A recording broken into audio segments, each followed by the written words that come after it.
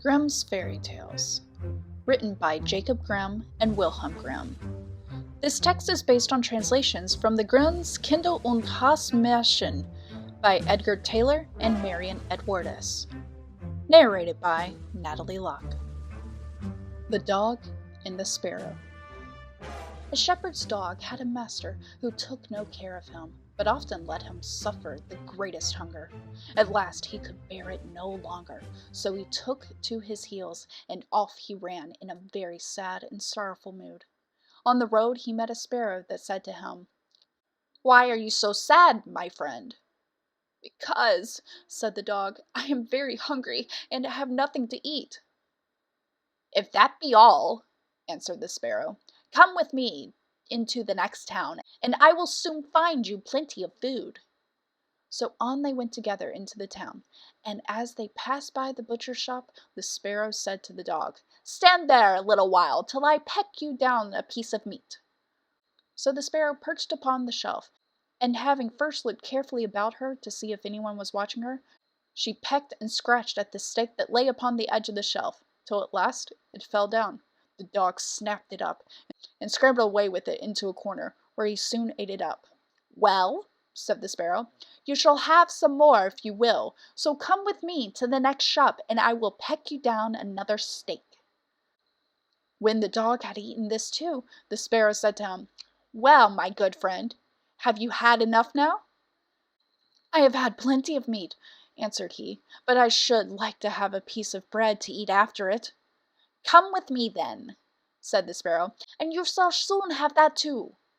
She took him to the baker's shop, and pecked at 2 rolls that lay in the window, till they fell down, and the dog still wished for more. And she took him to another shop, and pecked down some more for him. When that was eaten, the sparrow asked him whether he had had enough now. "Yes," said he, "and now let us take a walk a little way out of town." So they both went out upon the high road, but as the weather was warm, they had not gone far before the dog said, "I am very much tired.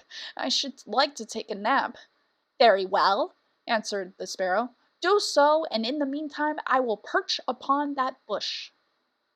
So the dog stretched himself out on the road and fell fast asleep. Whilst he slept, there came by a carter with a cart drawn by 3 horses, and loaded with 2 casks of wine.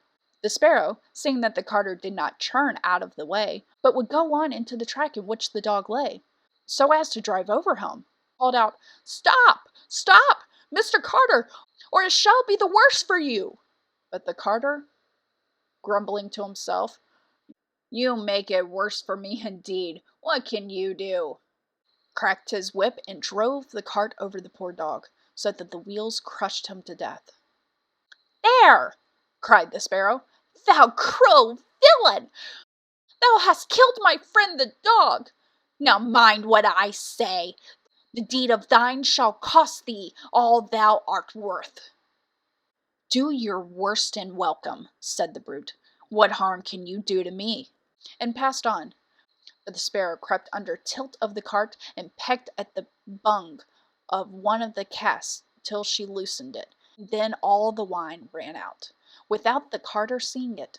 At last he looked around, and saw that the cart was dripping and the cask quite empty. "What an unlucky wretch I am!" cried he. "Not wretch enough yet," said the sparrow, as she alighted upon the head of one of the horses, and pecked him till he reared up and kicked. When the carter saw this, he drew out his hatchet and aimed a blow at the sparrow, meaning to kill her, but she flew away, and the blow fell upon the poor horse's head with such force that he fell down dead. "Unlucky wretch that I am!" cried he. "Not wretch enough yet," said the sparrow.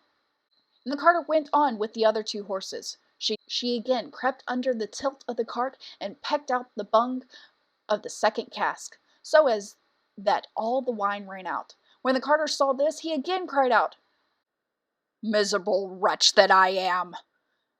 But the sparrow answered, "Not wretch enough yet," and perched upon the head of the second horse, and pecked him too. The carter ran up and struck her again with his hatchet, but away she flew, and the blow fell upon the second horse and killed him on the spot. "Unlucky wretch that I am," said he. "Not wretch enough yet," said the sparrow, and perched upon the third horse. She began to peck him too. The carter was mad with fury, and without looking about him or caring what he was about, struck again the sparrow, but killed his third horse as he done the other two. "Alas, miserable wretch that I am," cried he. "Not wretch enough yet," answered the sparrow as she flew away.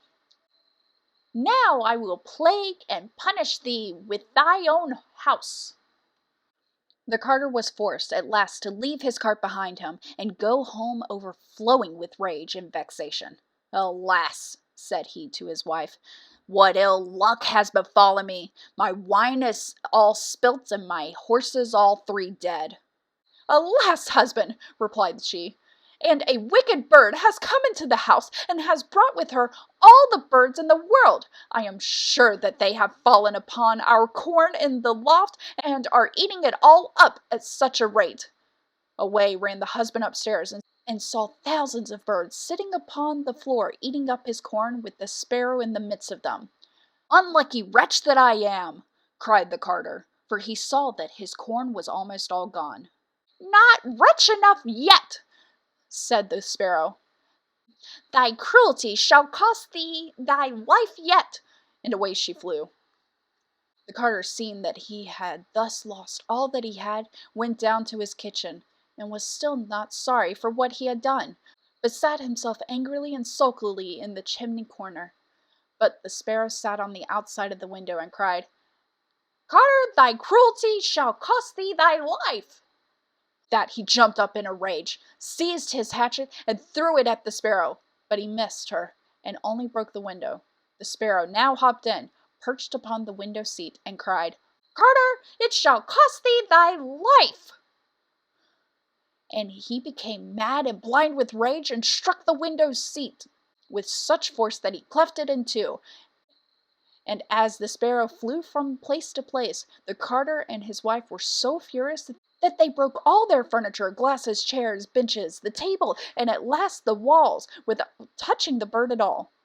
In the end, however, they caught her, and the wife said, "Shall I kill her at once?" "No," cried he, "that is letting her off too easily.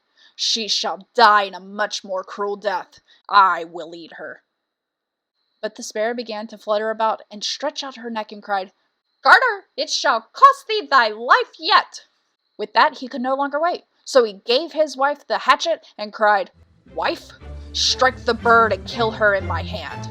And the wife struck, but she missed her aim and hit her husband on the head, so that he fell down dead. And the sparrow flew away quietly, home to her nest. You have just listened to The Dog and the Sparrow, one of Grimm's fairy tales narrated by Natalie Locke. Please feel free to listen to any of the other books that I have narrated thus far.